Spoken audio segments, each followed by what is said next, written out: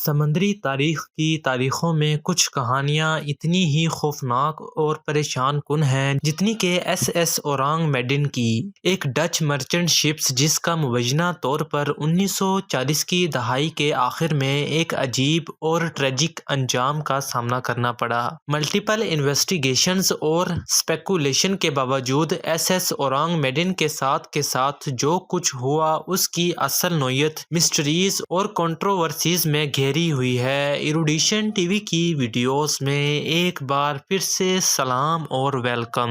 ناظرین گرامی، S S اورانگ maiden 1918 میں بنایا گیا ایک سٹیم تھا جو کہ سماٹرا میں رجسٹرڈ تھا، جو اس وقت ڈچ ایسٹ انڈیز کا حصہ تھا۔ یہ جہاز بنیادی طور پر ایشیا اور یورپ کی پورٹس کے درمیان ربڑ، مسالہ جات اور لکڑی جیسے سامان لے جاتا تھا۔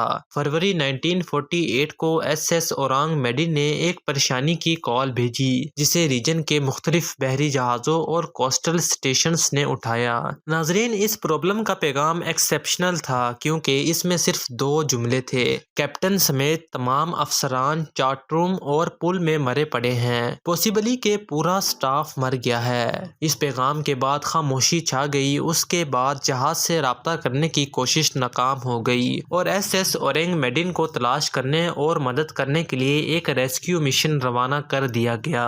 جب ریسکیو پرسونل اس مقام پر پہنچا جہاں ایس ایس اورانگ میڈن کو ہونا تھا تو انہوں نے جہاز کو گرا ہوا اور بظاہر لاوارث پایا۔ جہاز پر زندگی کا کوئی نشان نہیں تھا اور جہاز کے ڈیک لاشوں سے بھرے پڑے تھے۔ لاشوں کی حالت پریشان کن تھی، ان کی آنکھیں کھلی اور گھور رہی تھی، ان کے چہرے دہشت سے مروڑ رہے تھے اور ان کے آرگن سخت اور ٹوٹے ہوئے تھے۔ کچھ لاشوں کے بازو اس طرح پھیلے ہوئے تھے۔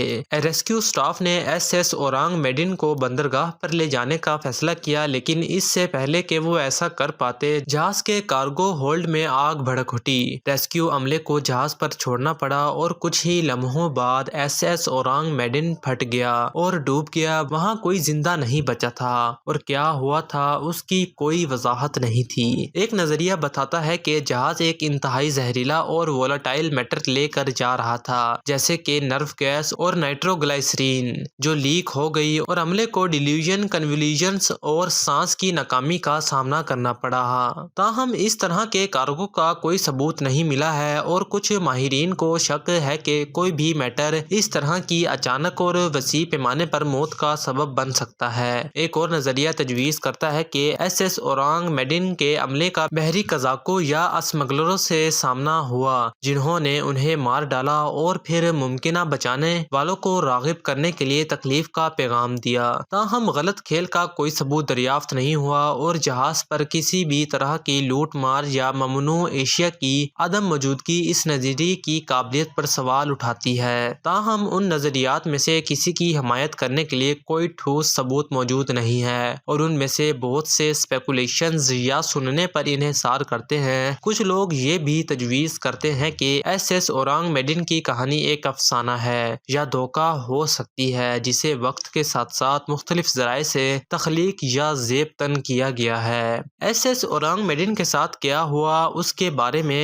وضاحت کی کمی کے باوجود کہانی ایک دلچسپ اور خوفناک افسانوی کے طور پر برقرار رہی ہے جس نے بہت سے لوگوں کے تخیل کو اپنی گرفت میں لے لیا اور مقبول ثقافت میں متعدد دوبارہ بیانات اور موافقت کو متاثر کیا۔ آیا اس کہانی کے پیچھے کی حقیقت کبھی پوری طرح سے سامنے آئے گی یا نہیں، یہ دیکھنا ابھی باقی ہے، لیکن گھوسٹ شپ اور اس کی قسمت کے گرد موجود اسرار اور سازش آنے والے کئی سالوں تک برقرار رہنے کا امکان ہے۔ امید ہے کہ آپ کو ایروڈیشن ٹی وی کی یہ ویڈیو بھی بہت پسند آئی ہوگی۔